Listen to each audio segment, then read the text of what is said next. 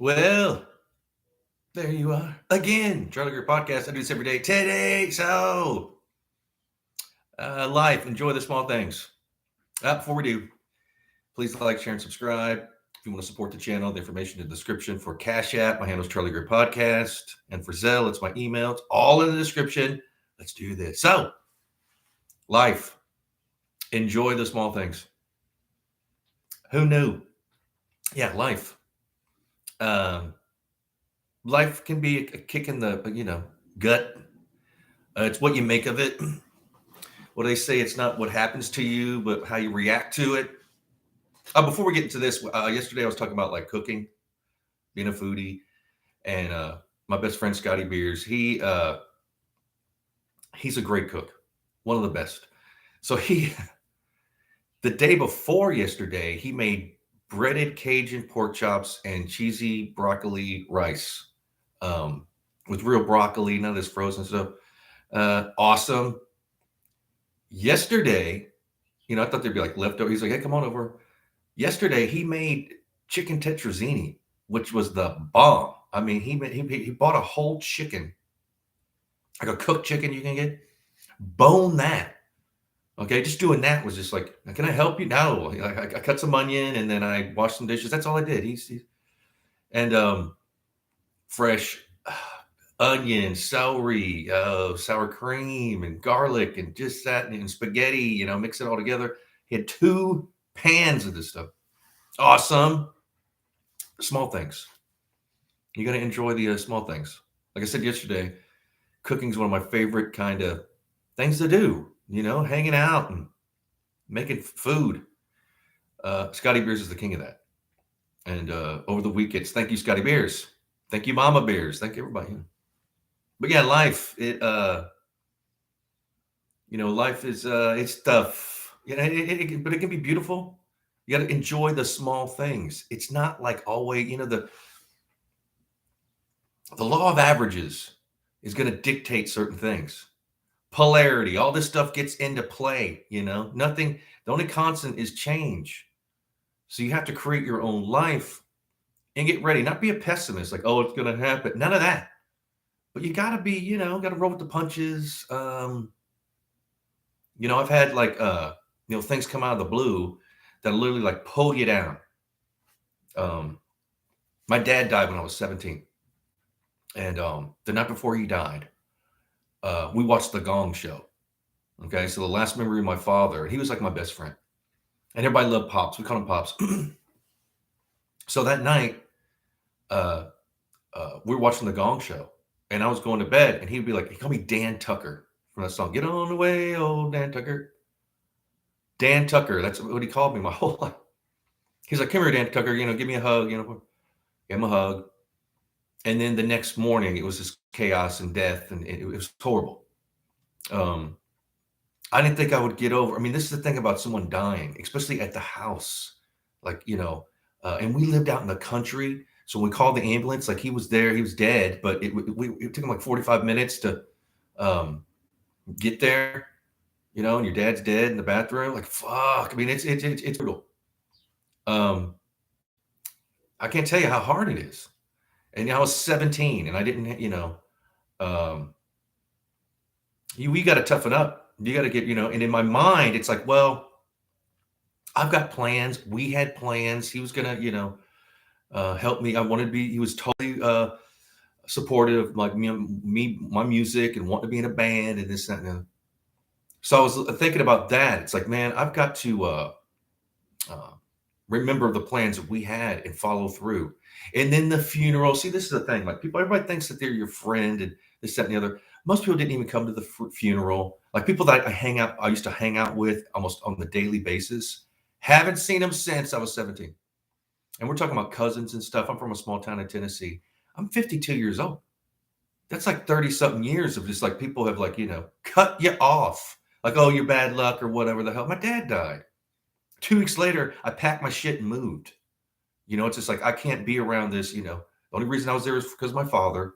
I had bigger plans. I want to move to the city. See, it took a lot. There was 2 ways to go in life then.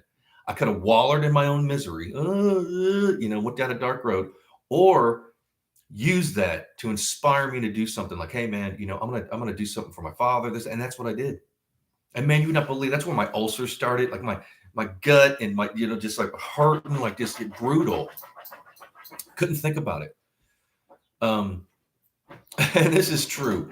So I leave 2 weeks later. I'm out of there. I pack my stuff, moved to Champaign-Urbana, Illinois, which at the time I thought was a big town. I think it's like 100,000, but coming from like 1,800 people in a small town, college town, Champaign-Urbana. My mom lived there. She's like, "Yeah, come on, move in." I was traumatized. Matter of fact, you know, so I got there on a Friday and I was trying to tell her, I said, look, I was 17. I go, look, I need like a week, a 2 week, a month just to kind of recuperate. She's like, no, you got to start school on Monday. I was like, please, no. She's like, yeah, you can't. And she was right. So get there on a Friday, I'll only have a weekend, start school on Monday.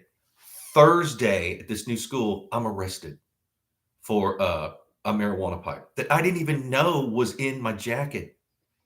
I reached in to pull out a comb because I had these long locks, and I pulled it out. It fell right in on my desk in algebra class. The teacher just walked out, went to they called the law. Embarrassing to be cuffed, walking through the hall. They cuffed me, walking through the halls with this new kid, with long hair from Tennessee, expelled. They were going to ban for life kind of thing. My mom at the time knew people and no, he, just not expelling, but give him, so they gave me, I think it was either 2 weeks or 30 days like suspension. She made me cut my hair, the cops came to the house to see if I had, and I gave up what I had. Well, not all what I had, but I gave them, but see, there's blessings. It's life, the small things, I was so traumatized because my dad had just died. I get arrested in this new town school. Didn't know anybody. Have to go back to the school. I was telling her, let's switch schools. No. You can. Well, this is how life happened. I had a worse reputation. Twice a day, they would the principal or whoever, assistant principal, whatever, they would raid my locker every day. I put my stuff in there, and they take my books and just shake them out, just leave it like a lump on the bottom. But guess what? Yeah, it was, people thought, what the hell? But guess what? Every girl wanted to date me. There's something about being like a bad guy. Oh, he got a red, every girl.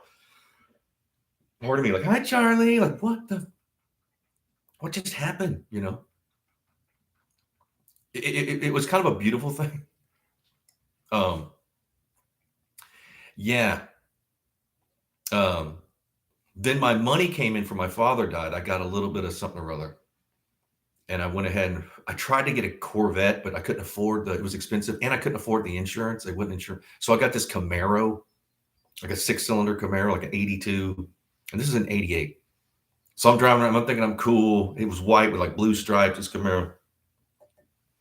And then they have a lottery. So who could park in the parking lot? They were going to give part of the parking lot to the students. So I entered it. Guess what? I got one.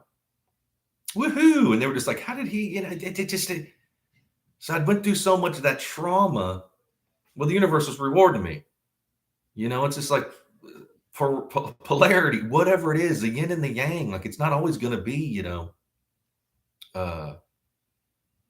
one thing about going to that trauma of my dad dying, I started meeting friends. I started getting in band, and these people would bellyache and complain and worry. And people would, give them sympathy over the smallest little things. Yet I didn't get any sympathy, which was what turned out to be a good thing because it gave me drive. It gave me like, I didn't have to want acceptance from other people. And it made me hard and kind of callous, but at the same time, it's like, that's kind of good in life. You don't want people to, you don't want to be a pushover.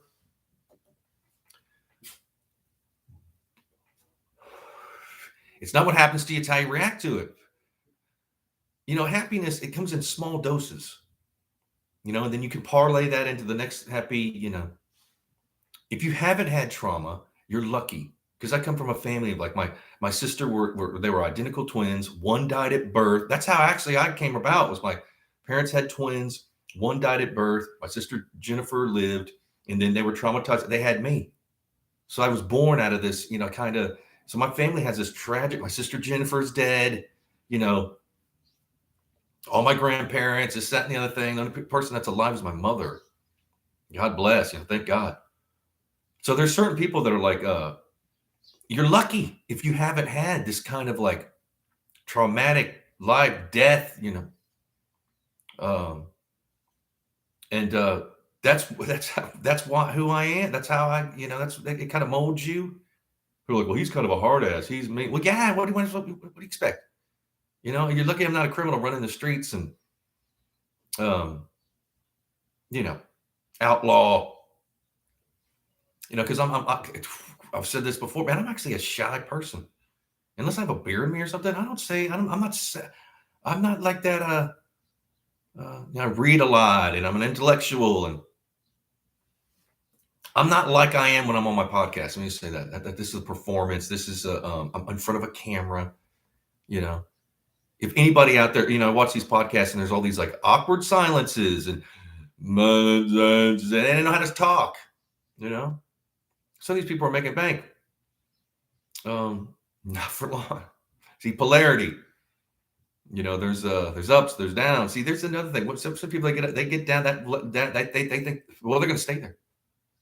They don't know that a career or whatever is just ups and downs and ups and downs. The ocean comes in, it goes out. Glaciers form and melt. That's just that's what life is.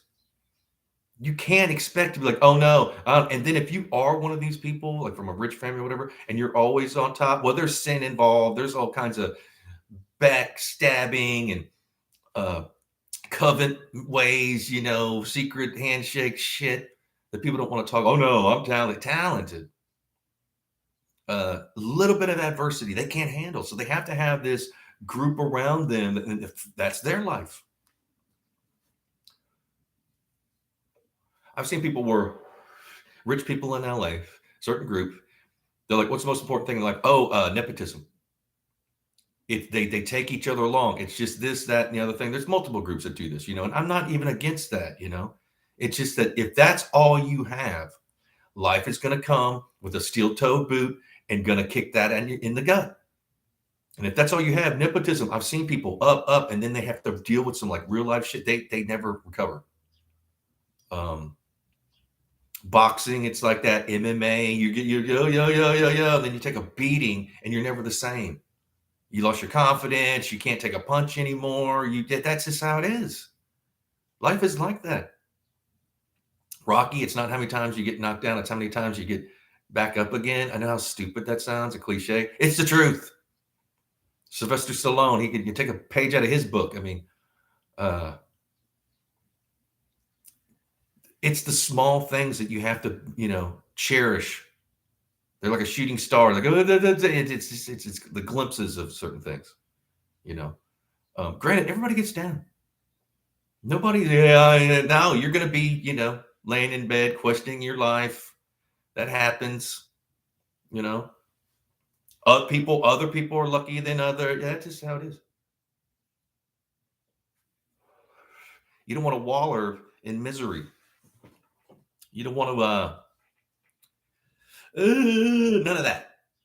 And if you do, give it a little bit, maybe one day. Say, hey, I'm going to give it this day where I'm going to pity myself. And then the next day, get up and, start peacocking around again. I'm drinking this Venom black cherry kiwi. It's awesome. I know I say awesome a lot, but anyway. I usually drink coffee, like black coffee, mix it up a bit.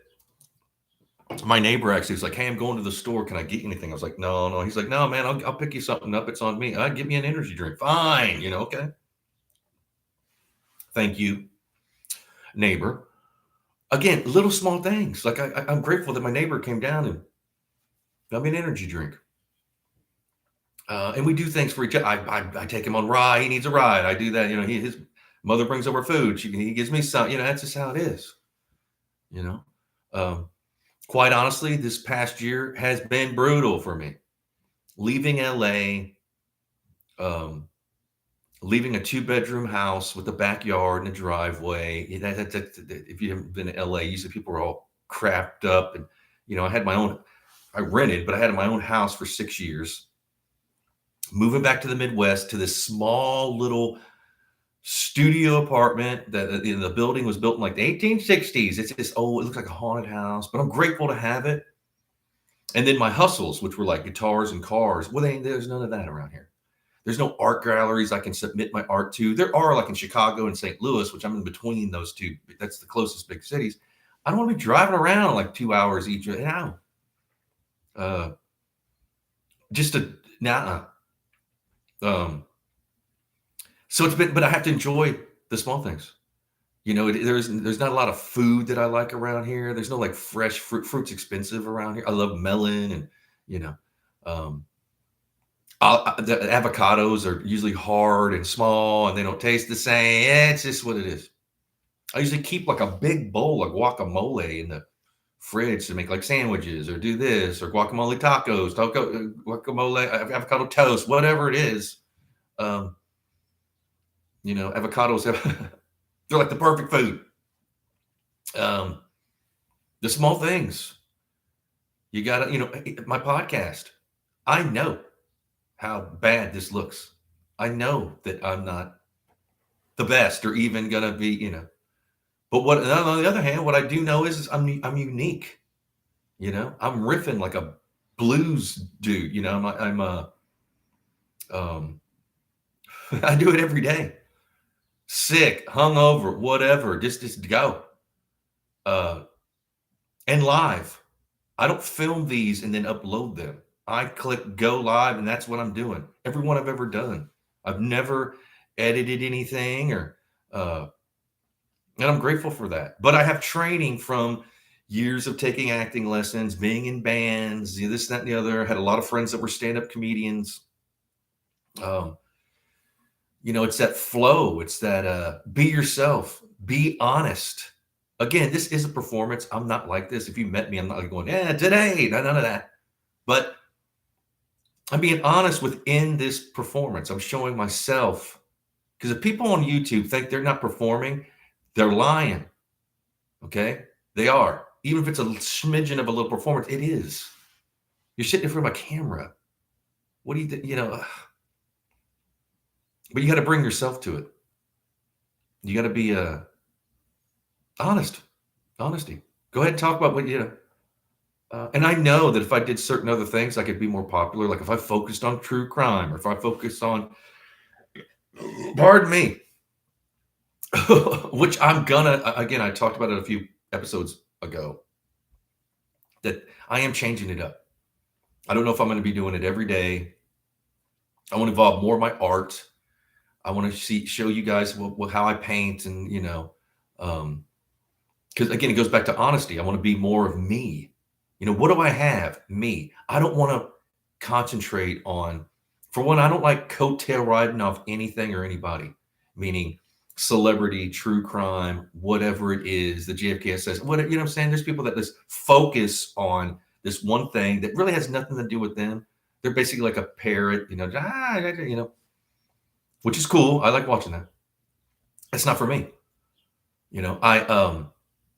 Because guess what? You're going to run out of stuff there's only so many amusement parks and graveyards you can go to. And there's some of these podcasts I used to watch and they go to like where so-and-so used to live or died or whatever. Man, they're repeating the same.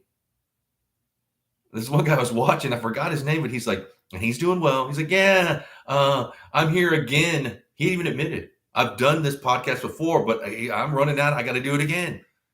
There's only so much you could do. You got to have some foresight. And he is not that good on camera. Yeah, it only goes so far.